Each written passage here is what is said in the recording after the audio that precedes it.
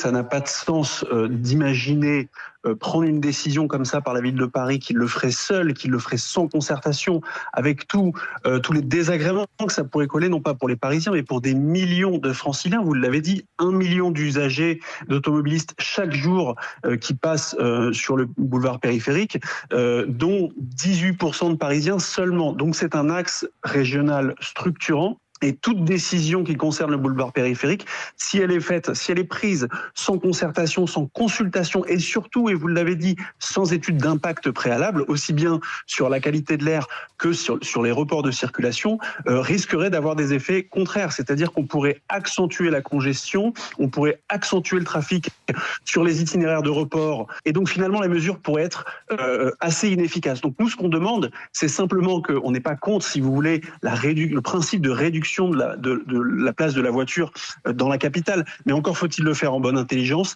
avec l'ensemble des parties prenantes et ne pas pénaliser des millions de Franciliens. Réduire la place de l'automobile ne veut pas dire réduire la pollution. Demain, toutes les automobiles seront électriques ou hybrides. Donc la question de la pollution ne se posera plus dans les mêmes termes. C'est pas la route qui pollue, c'est ce qu'on fait rouler dessus. Donc nous, on ne s'oppose pas par principe, si vous voulez, à la route. Et vous parliez du bruit.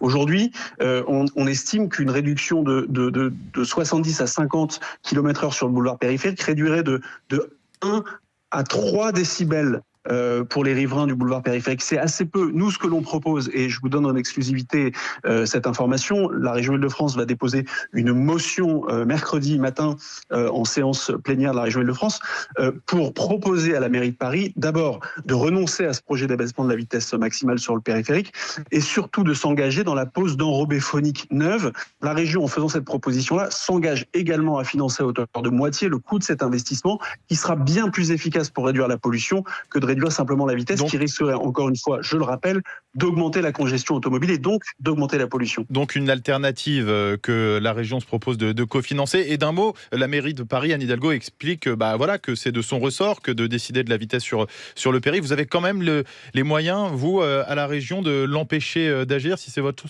souhait ?